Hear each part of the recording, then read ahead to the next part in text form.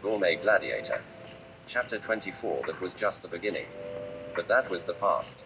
Now it's been a few months since then. I'm 17 and still looking for a way out of this gang. But Helios has a very tight grip on me. As long as he can get to Roxy before I can, there is no way I can disobey him. And ever since I allowed George and Bob to escape, I have been shunned from the rest of the party. But again, who wants to be my teammate? After all, after George escaped, I turned against the others in an uncontrollable rage that tore through half of the team. And then another half left. Before Helios knew it, the gang was just a group of nobodies. Well, a monster with a bunch of nobodies surrounding me. Helios and the rest of us go into this huge abandoned apartment. Because of my skills and powers, we got running water and light. But as for the rest of it, you can pretty much guess the state of it. It's a disgusting cluttered mess with cigarette butts on the floor, with cups and cans of alcohol nearly filling out the bottom of the floor. Helios kick a path down the middle before turning and entering his room. Me and other look at one another. Clean up, I shout before I walk through the mess. Kicking up plastic red cups in the air. Make us, Rick demands as his stomach rumbles. Oh, not everyone. Get down on the ground. An earthquake is happening, I shouted with a panicked tone, throwing out my hands as if to warn the others. Wait. False alarm. It was only Piggy's stomach over there, I state as I calmly stand up straight and place my hand on my box. You motherfucker, Rick shouts before growling. He bends over and begins to pick up the trash off of the floor. Kevin looks at me and crosses his arms in defiance. I turn towards him and smile. Do you really wish to not clean this place up? Like, look around. It looks like Rick's room. I heard Rick growl louder as he worked his way to the front door to the living room. I don't take orders from children, Kevin states. Oh God, if it wasn't for that, it would be a pain in the ass to kill him. I'd do it right now. Well, alright. Keeler gets to help Rick, I state before turning around and towards my room. What are you gonna do? Keeler asks. I don't bother wasting my time to turn around to speak to her face to face. You're asking the wrong question. How about trying something like, oh master, how can I clean our living space? Because that would earn you some brownie points, I say mockingly. A bolt of ice shoots past my head, striking into the wall. Don't mock me, Keeler states angrily. But now my emotion matches hers. I turn around and take out my blade. She jumps back instinctively. How out of all people here know what I am capable of? Yet she ends up pissing me off more than anyone here. And that's saying something. Because I really hate Rick and Kevin. But if I had to kill any of them, I would kill Keeler. I'll mock whoever I want, I snapped at her. I swing my sword down, the very air pushes the cups and the filth away from me and up against the walls. But the floorboard just mere inches away from my blade was cleaved in two. Then try mocking Kevin. You'll get your ass kicked. Oh, so she says that in confidence because of her little bodyguard. I laugh out loud at the thought. You're really that stupid? Like that big oaf is stronger than me? You're serious, aren't you? I shout as my smile gets wider and my hands turn white with fury as I wield my blade. She looks at me and Kevin shifts to her side. You both are nothing but rats to me. I can squash you both with just the power I have it right now in my hands. I reach up my left hand to my face and curl my fingers as if I was crushing an apple in the palm of my hand. Calm down, Kevin says. And you know that moment where things are already heated up and you're furious and someone has the nerve to say the two words that just won't ever work. Well, yeah, now I'm running at them both with my blade behind me and ready to be swung with full force. I'll kill you both, I shout out. Kevin stands up in front of Keeler as he pulls out a pistol and points it at me. I boost the water power that I feel rushing through my veins, and like that the flow of blood was moving sonic as my body began to go faster. My muscles were tighter and then lax. Over and over as my blood thumps furiously. The wooden floor beneath can't support the speed that I was about to go. It cracks at a single movement that I do. Still I take one step and then another, quaking the floor into huge cracks. The raw beast-like movement in my shoulders and knees brought a pounce, and then in 1 second or less I was in front of Kevin. He raises his arms to prepare to defend himself, but he's simply too slow right now. I reach out and grab his wrist, wrenching it out of place as I pull him towards me. I punched him in his chest. Boom. His back hit the back wall with a sickening crunch. cracks shoot up the wall like sparks of electricity. Keela was smart enough to move out of the way just in time, but now I'm pissed and she cannot stop me. Other collections.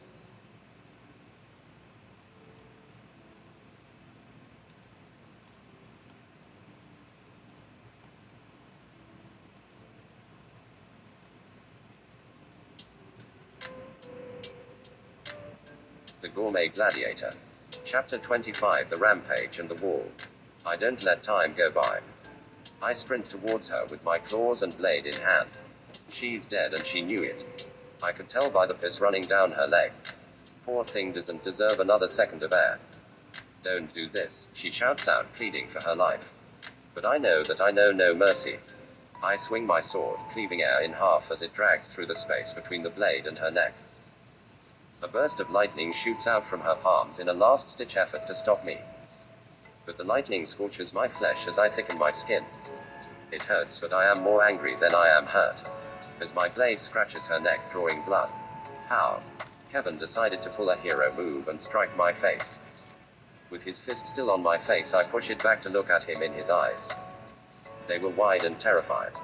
As if he just punched a leopard and he's simply a chicken playing at straws to fight. I swing my blade and just then I saw his skin harden like stone. I cleave into his flesh, but nothing too deep. Which tells me this is why he was never afraid of me. He thought that I could never hurt him because of his stupid ability. But now he knows better. I grow in size. Bones crack as they shift and grow. My teeth fall out and out from the gums, sharp blades emerge. My skin turns pitch black while my abs turn pitch white.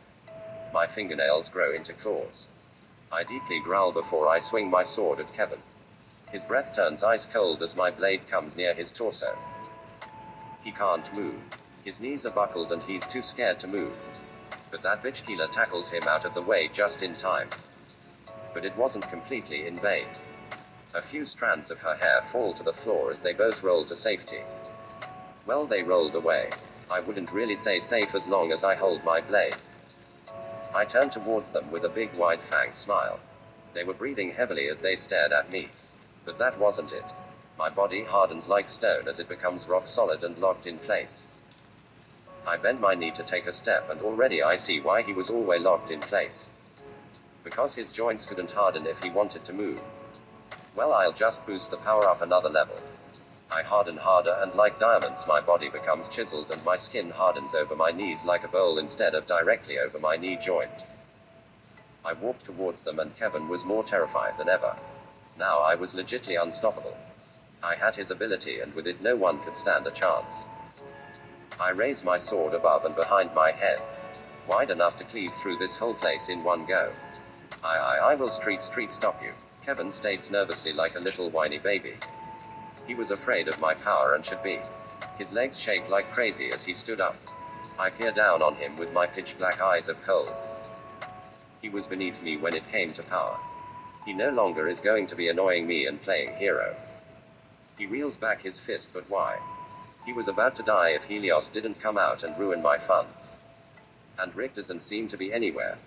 Must have just gotten the gull to go and tell Helios. Kevin's fist hardens, looking a lot like a block more than a fist. But who would I be to care? I thought it was a funny thing about his ability. Already I can tell that there were so many downsides, then there were pluses. Like if someone weak physically hardens, then they probably die of just breaking their bones. But Kevin was strong enough to endure this and even fight with it.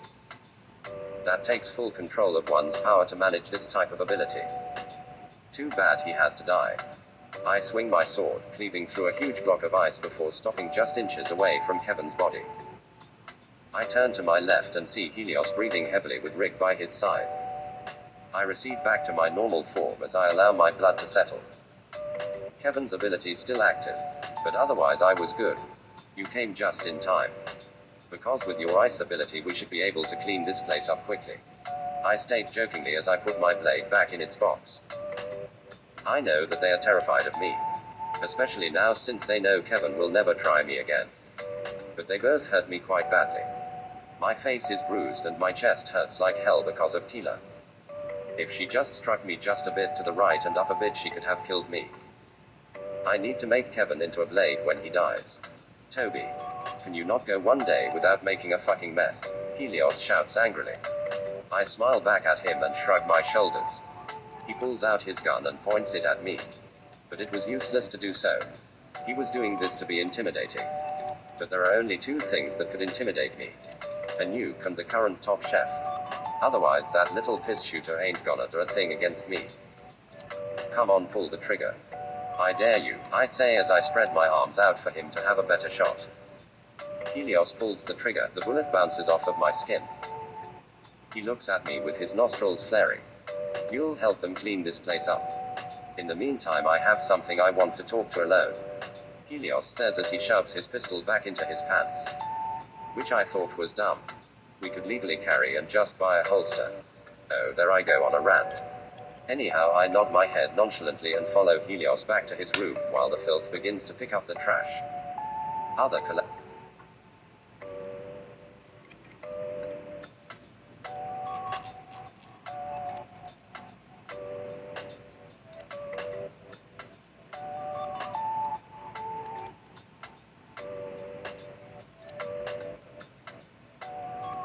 The Gourmet Gladiator. Chapter 26 Secret Mission. Inside Helios's room were maps, bags of money and clothes, and all sorts of knickknacks laid around sloppily. Helios looks at me and sits down at his makeshift desk that he probably put together himself. I stand across from him as he looks through the trifled mess. He pulls out a map of what looks like an old cemetery. Look. You're going to this library and checking out as many books to quicken up your knowledge of gangs and other things like anger management and maybe something about friendship. He looks at me raising his hands up as he hands me the map. I look at him and try to decipher his words. Was this gang leader seriously telling me to read so that I am not a threat to this gang? Well, that is just straight up bullshit. I threw the paper back at him. I don't care about that. You and everyone out there is only alive because Roxy is in a prison cell with all your other spies. And you won't allow me to get close to the place to warn her or threaten the prisoners. So you can tell me where to go, but as far as what Helios slams his hand down on his desk quite loudly. You will do whatever the hell I say. If I say kiss my shoe, you better be on your knees before I finish my sentence. He demands, but now anger is spiraling around the room. The threat of collapsing another building just because of one of our squabbles. You'll be on your knees begging me for your life before long. Once Roxy gets out of that prison, you're dead. If her sentence is prolonged, you're dead. If she gets hurt, everyone dies. I shout as I slam my hand on his desk, breaking it to pieces. Helios throws a jab. With my skin like how it is, I allow him to strike me. The sound of his fingers snapping like twigs against my cheek was worth it. Crack, snap, crack, snap. The sound kept going on as he pulled his hand away from me. You bastard. You're lucky she's in jail. She could have killed you, Helios shouts and claims. But you ask anyone and they would battle those words to the death if they knew anything about Roxy. No one can. I'm a force to be reckoned with. A force that you so loosely control. I'll break you soon enough. I suggest you get closer to me and treat me as the boss of this operation. Starting with hiring new guys to join. Hired criminals with powers would be good. And I would also like you to keep doing blood withdrawal on Kevin. His blood would be useful as a dagger, I state before I open my box and swing my blade at Helios. He jumps over the blade before throwing 3 ice blades at me. That was a gun to hear them shatter on my skull. But I stop my blade in mid-motion and heave it upwards. My blade didn't cut him but instead bashed him in the back. I guess Fiacla is acting up again. Just like in the fight of George. As my blade falls to the ground, so does Helios. I don't want to kill him. Scratch that, I want to kill him. But I wouldn't have enough time to save Roxy from being killed if he died right now. Helios gasps for air as he sits up against the wall. I put my blade back in its box and began to walk out of his room. Ice emerges from across the floor and rises just in front of me as I am about to grab the handle. You're not leaving just yet, you fucking bastard. You think you can attack me and get out of here walking? Helios shouts, puffing in and out his chest rapidly. He was pissed, but the shift of his anger quickly grew as he realized there was nothing he could do about it. He shouts before picking up a glass globe off of his desk and chucking it at the wall. The globe explodes into 1,000 shards as it crashes into the wall. But it was a pathetic attempt to show me that he was intimidating. I simply crash my hand through the wall of ice and open the door wide open. The wall cracks and falls onto my head and shoulders like a rain as I walk out of the room. I leave the door open to hear him thrash around in the room. Kevin and Keela look up at me and with wide frightful stares look back down at the filth that they had to pick up. Rick. Now Rick was over in the hall leaning up against his room door. He must have thought he did enough for today. I walk over towards him and smile a creepy sinister smile. I don't want no trouble, Rick says nervously as he puts his hands in his pocket. Oh, I'm not going to cause you trouble. I was going to ask you a question if you don't mind. I say as I place my hand on my box. Rick fumbles for words as he looks around the hallway. Sure.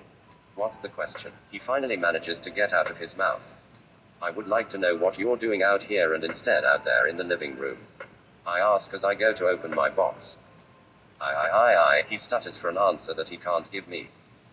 He knows that he fucked up. I then quickly put my hand on his squishy shoulder. He looks at me as if I just cleaved off his head. Don't worry that much, man. Calm down and go clean that goddamn room, I say jokingly at first before a stern tone rises up and demands. He then turns and walks into the living room and begins to pick up more trash. Like the pigs they are.